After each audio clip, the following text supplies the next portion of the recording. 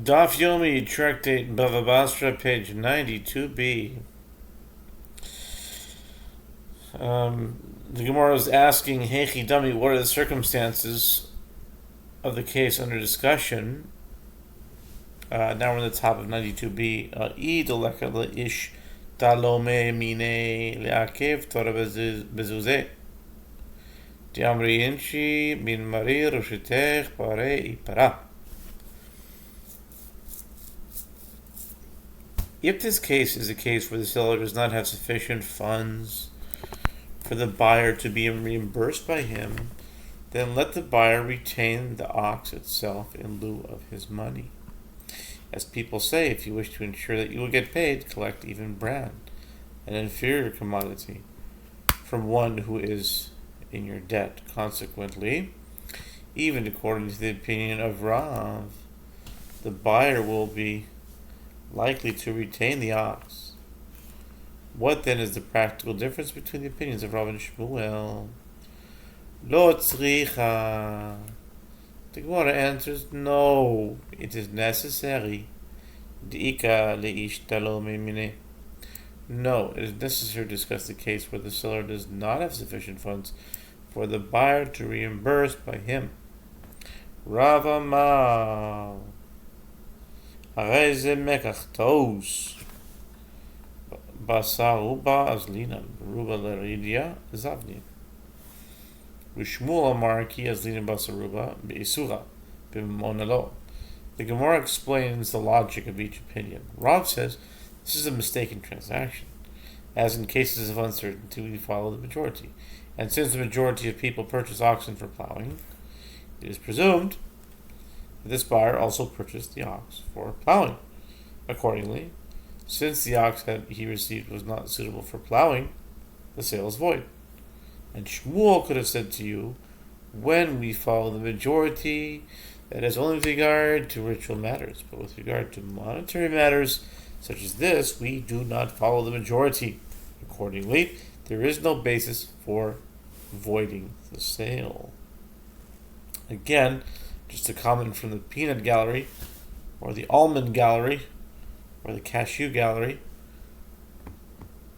When people buy something, it's not like they just buy it. People talk about it. They say, what am I buying it for? The seller is always asking the customer, what are you buying it for? What do you want it for? I mean, this is something that would come up. But I guess they're discussing a case where that didn't happen. Which is like very rare, but okay, I guess they have to discuss it. The Simon says, Isha ve'evid shor shvarin upeiros. The Gemara cites a mnemonic that indicates the topics of the cases it will reference to challenge either Rav's or Shmuel's opinion. A woman, a slave, ox, oxen, and produce.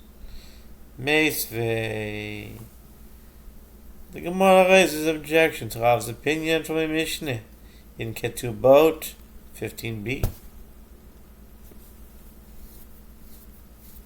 האישה שנשאה אלמנה או נסגרשה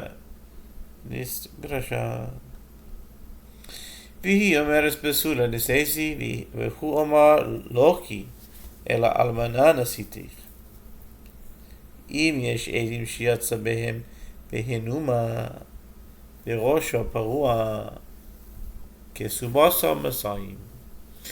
The Gemara raises an objection to Rav's opinion from a Mishnah in Ketubot 15b with regard to a woman who was widowed or divorced and is in dispute with her husband or his heirs over the value of the payment she should receive for her marriage contract, and she says, when you married me, I was a virgin, and so I'm entitled to 200 dinars.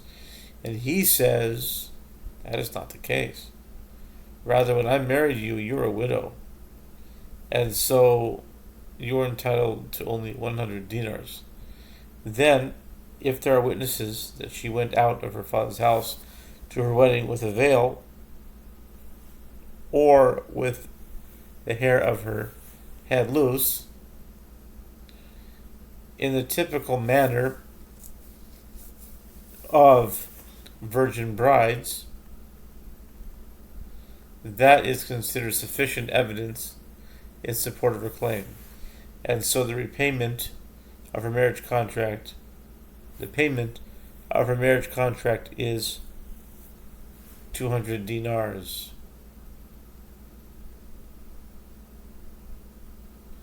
Tama the Ika Edim. Hadlak Edim lo. Damai. Lema halech achar rov anashim. Verov nashim. Besulo is nisois. The Gemara infers the reason that she received 200 dinars is that there are witnesses to her claim. Therefore, if there were no witnesses, her claim would not be successful. The Gemara asks, but why? Let us say that since there is uncertainty, one should follow the majority of women. And since the majority of women marry as virgins, it should be presumed that this woman also married as a virgin. Accordingly, she should be entitled to 200 dinars. Since this is not the case, it is apparent that the majority is not followed in monetary matters. I'm not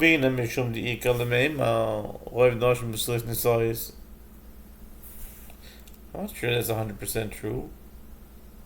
I mean, with divorce rate as it is, remarriage, is it really true that most women get married as virgins?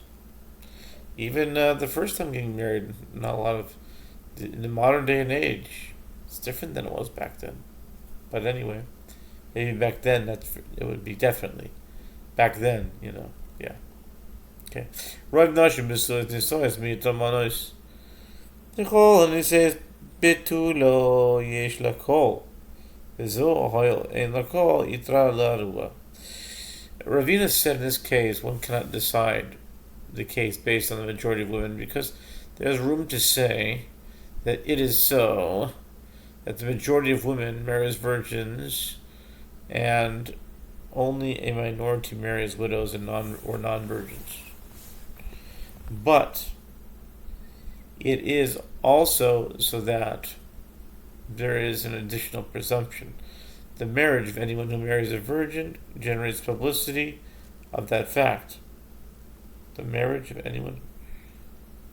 Okay, and with regard to this woman who is in a dispute over the value of her marriage contract because her marriage did not generate publicity of her marrying as a virgin, the ability to apply what is true of the majority of women to her case is undermined. Accordingly, there is no proof that the majority is not followed in monetary matters.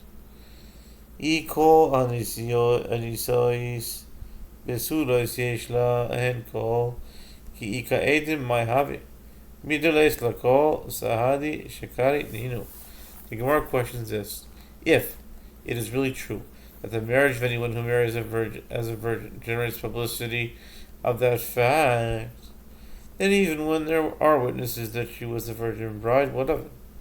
From the fact that her marriage did not generate publicity of her marrying as a virgin, perforce they are false witnesses. Elo roiv nesiois besulis yesh lahem kol bezo hoil ve'ein lakoil itra le ruba. Rather, one must modify the above statement to say that the majority of marriages of women who marry as virgins generate publicity of that fact.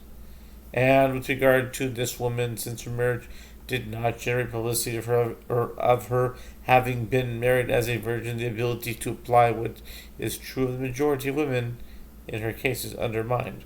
Tashma. Coming here to challenge the Shmuel's opinion. From Bryce Hamoicher Eved Lechavero, Pinim Tzagan of O Kub Justus Listim Mizuin Higia Listim Mizuin Mukhtar Malchus. Okay. Reisha. Okay, coming here to challenge the Shmuel's opinion from Batra. In the case of one who sells a slave to another, and the slave is found to be a thief or a gambler, a kuviustus, and the buyer does not wish to have such a slave, nevertheless, it has come to him, and the slave is acquired by the one who purchased him, and the transaction is non-refundable. By contrast, if the slave is found to be an armed bandit or has been judged and written to be executed by the government, then the buyer can return the slave to the seller and say to him, "That which is yours is before you. Return the money I paid for him, as the sale is void." It says Reisha. The Gemara explains the proof from the Brisa, the first clause of the Brisa. Okay, we'll stop there.